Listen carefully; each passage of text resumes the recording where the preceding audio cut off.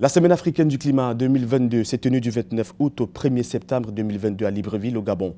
L'événement a permis aux parties prenantes de discuter des solutions d'action climatique régionale et de forger des partenariats régionaux. Africa 24 s'entretient avec des experts et des acteurs du climat et vous donne toutes les clés de compréhension. Sur ce plateau, Josepha Sako, commissaire à l'économie rurale et à l'agriculture de la Commission de l'Union africaine. Madame, bienvenue sur ce plateau. Merci beaucoup pour l'invitation. Alors, vous avez participé à l'édition 2022 de la Semaine africaine du climat. À quoi peut-on s'attendre à l'issue de ces travaux? Je voulais profiter de vos antennes pour remercier et féliciter le gouvernement du Gabon d'avoir accepté d'abriter cet important événement. C'est un événement important, comme vous savez, que nous aurons en novembre la COP 27 à Sharm el-Sheikh, à la République arabe de l'Égypte. Et nous devons aller préparer, parce que c'est la COP africaine. Les défis sont de taille, les défis sont énormes, et il faut s'organiser. Donc on se félicite, nous les Africains, d'avoir organisé cette semaine africaine du climat. Nous sommes de moins polluteurs, mais nous sommes les plus vulnérables. Et c'est le moment de voir quel futur nous voulons laisser à ce beau continent qui a tous les potentiels. Alors, est-ce qu'on peut prendre ces travaux de Libreville comme un galop d'essai pour la COP qui s'ouvre dans quelques jours en Égypte? Est-ce que ce sera un tournant décisif pour voir enfin cette enveloppe de 100 milliards tout au moins enfin actée par les pays riches? Ça, c'est un processus. Nous sommes dans un processus et je profite aussi de vos antennes pour féliciter nos frères, le pays membre de l'Union africaine, qui est l'Égypte, la façon dont ils sont en train d'organiser cette COP. Parce qu'on est sorti un peu triste de la COP 26 à Glasgow. Surtout quand on parle de problèmes des énergies renouvelables. Quand notre continent est en train de découvrir les gaz, de l'autre côté, les partenaires disent qu'il ne faut pas utiliser les gaz. Voilà l'opportunité de cette COP. On veut montrer les cas au niveau de l'impact, de l'impact des changements climatiques dans nos économies, dans nos communautés. On a des problèmes de sécheresse, on a des problèmes d'inondations, on a des problèmes vraiment très graves de changement de la météorologie au niveau dû au changement climatique. Donc, pour nous, on croit que maintenant, on dit que ça, c'est la coupe de l'Afrique. Donc, nous ne voulons plus de réunions. Nos États dépensent beaucoup d'argent pour aller dans des conférences et tu sors de conférences, quels sont les résultats? L'Afrique continue à souffrir. La population africaine démographiquement continue à augmenter. Et nous ne donnons pas la chance à la jeunesse d'avoir d'opportunités d'emploi. Et c'est notre jeunesse qui meurt ici dans le mer de Méditerranée pour aller chercher la vie ailleurs en Europe. Tout ça, ce sont des défis que nous devons mettre fin en tant que leader. Être leader, c'est regarder les problèmes du peuple. Le pays où je viens, qui est l'Angola, qui dit l'important, c'est résoudre les problèmes du peuple. Si tu ne résous pas les problèmes du peuple, tu n'es pas leader. En parlant d'opportunités d'emploi vis-à-vis de la jeunesse, ce que vous avez évoqué tout à l'heure, il y a l'agriculture, mais elle se trouve menacée par les changements climatiques. Une question dont vous essayez de trouver des solutions du côté de l'Union africaine.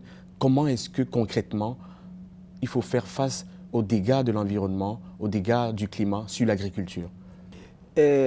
Pour moi, étant commissaire de l'agriculture, développement rural, de l'économie bleue et de l'environnement durable, c'est le mandat que j'ai à l'Union africaine. C'est un gros portefeuille, ça englobe tout. Et on regarde aujourd'hui, nourrir la nourriture, l'aliment, c'est un devoir et c'est un devoir universel. C'est un devoir de droit de l'homme. Aucun être humain peut vivre dans cette planète sans avoir accès à la nourriture. Aujourd'hui, cette année, l'Afrique a décrété l'année de la nutrition. Mais l'année de la nutrition, est-ce que nos concitoyens ont accès. Je ne parle même pas de l'aliment nutritif, je parle de l'alimentation, l'aliment, au moins un aliment par jour. Quand on regarde le rapport de la FAO, du PAM et de la Banque mondiale, on regarde que la faim, la malnutrition en Afrique est vraiment très, très préoccupant. Donc, et le secteur, la question dont vous m'avez posée, qui est l'agriculture, dépend, je peux dire, à 80% ou 90% du climat. Et le dérangement climatique, le dérèglement climatique, ça pose problème parce que nous avons des stations et on ne vit pas d'une agriculture irriguée. On vit d'une agriculture de la pluie. Donc, s'il y a une sécheresse, la période, par exemple, de cultiver le maïs, c'est au mois de mai dans certaines régions. S'il n'y a pas de pluie, la pluviométrie, s'il n'y a pas de pluie, comment est-ce que tu peux s'aimer si tu n'arroses pas? Voilà les conséquences.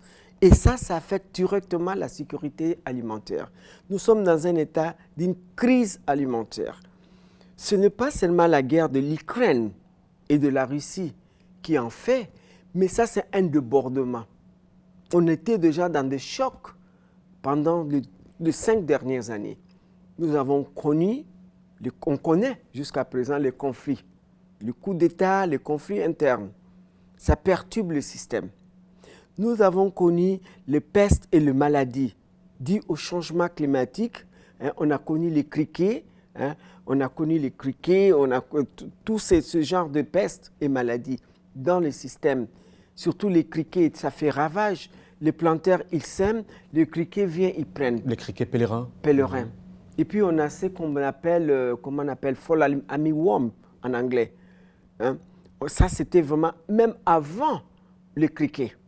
Et ça aussi, ce sont des insectes qui sont à Paris, qui n'ont jamais existé ici, dans notre continent, parce que c'est dans les Amériques latines qui ont eu la place à cause d'un environnement favorable à leur écosystème. Madame Sako, est-ce qu'au-delà de ces aléas climatiques qui perturbent gravement l'agriculture, il y a un autre problème qui semble être celui de la forêt qu'il ne faut pas abattre? Est-ce que l'Afrique ne semble pas être prise entre deux feux? On vous dit, il ne faut pas toucher la forêt, mais vous avez besoin d'espace pour cultiver. Le Cameroun, par exemple, il y a des projets d'huileries, des projets d'huile de palme qui sont stoppés par des ONG. Comment on fait? Bon, nos gouvernements doivent avoir une bonne politique forestière parce qu'on cultive dans la terre. Si tu ne cultives pas la terre, tu vas cultiver où? Dans les vases de fleurs? Non. On cultive dans la terre. Mais il faut avoir une bonne politique, un bon planning, une bonne stratégie forestière. Tu peux cultiver, même si tu déboises. Mais l'Afrique a beaucoup de terres. Nous avons 64% de terres arables non cultivées au niveau mondial. Donc, si tu as des terres que tu veux exploiter pour assurer la sécurité alimentaire, de l'autre côté, tu reboises. D'autre côté. Donc, on peut faire la rotation. Je suis ingénieur agronome, je sais de quoi je parle. Donc, on peut faire la rotation de terre. Mais si tu ne fais pas ce planning et tu déboises, tu es en train de mettre en cause, en danger, le service que la forêt rend à la planète. Par exemple, nous avons le bassin du Congo. C'est le deuxième poumon après l'Amazonie le plus important qui rend service, avec la séquestration de carbone dioxyde. Donc maintenant, si tu déboises, tu n'as pas. Et les plantes, la forêt, elles stimulent à travers de la précipitation l'eau et la pluie. Donc il faut une politique d'accompagnement et les communautés qui sont là, il faut les enseigner. Donc l'environnement, c'est ce qu'on parle ici, elle requiert l'éducation environnementale et des programmes de l'environnement. Tu coupes ici, mais tu fais là-bas. Et puis, il y a des problèmes à cause aussi de la dégradation de la terre. Tu ne peux pas cultiver dans un terrain plus de 5 ou 6 campagnes agricoles. Il faut laisser le sol se reposer pour que le nutrient, voilà, les enchères. Alors, pouvez-vous nous dire quels efforts sont mis en place par l'Union africaine pour s'adapter au changement climatique afin d'atteindre une sécurité alimentaire durable et une économie écologiquement viable dans le cadre de l'agenda 2063. Concrètement, qu'est-ce que l'Afrique fait? Concrètement, qu'on fait, on a des initiatives. On a l'initiative africaine pour l'adaptation. Et ça, c'est son Excellence, Monsieur le Président Ali Omdimba, qui est notre champion, notre coordinateur de cette initiative, qui a été soutenue par le Royaume de Maroc. On a déjà lancé cette initiative, mais la question, pourquoi est-ce que cette initiative n'est pas, comment dirais-je, opérationnalisée? Pendant la COP 15 de Paris, on était tous en France, à Paris, les grands contributeurs, les pays industrialisés, ils se sont engagés à contribuer 100 milliards de dollars pour aider ce programme de l'adaptation. Cette enveloppe tarde à venir, qu'est-ce qu'on fait? Qu'est-ce qu'on fait? Bon, à Glasgow, on doit insister que le financement. Mais nos États, nos gouvernements, aujourd'hui, doivent mettre dans des rubriques de leur budget les problèmes de l'adaptation. La façon dont on met la médecine, vous voyez le problème sanitaire, le problème des infrastructures, donc l'environnement doit être là. Au moins, on peut avoir 50% de budget pour faire face à l'adaptation. Regardez ce qui s'est passé au Mozambique avec le cyclone Idai il y a 2 ans. Quand Idai est venu, le Mozambique n'avait pas une capacité de réponse avec les inondations, avec les cyclones. Donc si l'Union africaine aussi, on est en train de dire il faut mettre en place un fonds pour ce genre de calamité, quand ça arrive, on peut donner la réponse. Deuxièmement, qu'est-ce que l'Union africaine fait? L'exemple de Mozambique, Zimbabwe et Malawi qui ont été vraiment atteints par ces cyclones nous a permis nous a servi d'une leçon et ça nous a permis de voir avec les partenaires. Parce que quand tu veux aller demander un partenaire, il faut avoir des faits. On a dit voilà les faits de votre sous-exploitation et usage de la planète. Et nous sommes, parce qu'il ne faut pas dire seulement que l'Afrique est vulnérable par rapport à quoi. Il faut savoir vendre notre image de cet effet de vulnérabilité. Et moi, je le fais. Grâce à l'OTAN qui m'a invité à cause du problème de migration climatique de nos jeunes pour aller dans un séminaire dans leur siège. Et je suis allé, je dis, il n'y a pas que... Pourquoi est-ce que ces gens-là se déplacent?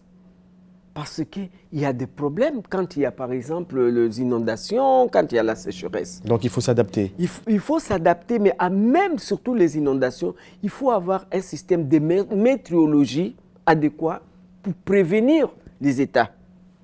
On n'avait pas ça à l'Union africaine. Madame Sako, le plan d'action pour la relance verte a été mis en place pour relever les défis combinés à la relance du Covid-19 et du changement climatique. Comment se déroule ce projet en cours?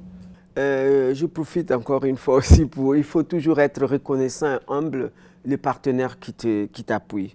Et le Royaume-Uni, dans leur présidence, la COP 26 à Glasgow, ils sont toujours la présidence parce que la présidente va passer maintenant en Égypte. Ils ont dit qu'est-ce qu'ils peuvent faire pour aider l'Afrique dans un contexte, parce que quand ils ont organisé, c'était dans un contexte de la Covid, de la pandémie. Donc ils nous ont donné des moyens pour élaborer ce plan d'action pour la recouverte, recovering, c'est ça.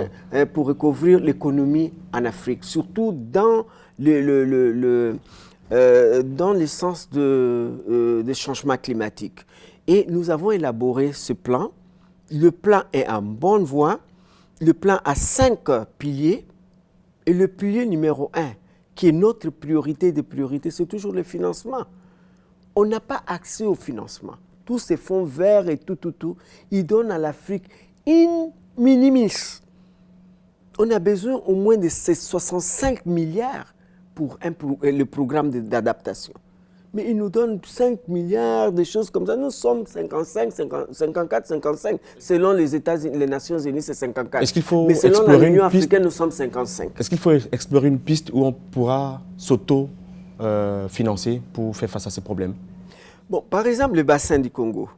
Hein, parce que nous avons créé 3 commissions pour vraiment faire face au problème, l'impact du changement climatique. Nous avons créé 3 commissions climat. La première commission, c'est la commission climat du Sahel. Avec la désertification, il y a un problème. Donc, on a cette commission et c'est coordonné pas par n'importe qui, par le président de la République du Niger. On a la deuxième commission, c'est la commission climat de bassin du Congo. La coordination est donnée à son Excellence le président Sassou Nguesso de la République du Congo. Et la troisième commission climat, c'est la commission des îles. Parce que nous avons des îles, Seychelles, ici vous avez même Sao Tomé, il y a cette commission. Et c'est dans cette commission que nous devons mobiliser le fonds pour faire le programme de l'adaptation. Parce que tu ne peux pas te présenter tout le temps comme une victime. Prends ton projet, ton initiative en main, et là où tu as besoin, là où tu as des gaps, parce que vraiment, il y a des économies de pays qui n'ont pas ces moyens. C'est là qu'on peut mobiliser les fonds. Mais quand l'investisseur vient, ou les partenaires, ils voient que tu as déjà fait ta part, et il manque seulement 25%, mais tu ne peux pas faire tes 0% et te dire je n'ai pas. Non. Je crois que les États aussi doivent faire des efforts pour mettre dans leur planning de budget de fonds pour le climat. Madame Sako, merci d'avoir répondu à nos questions. Merci beaucoup. Merci à vous d'avoir suivi cette interview. Restez en compagnie des éditions d'information et de magazines d'Africa 24.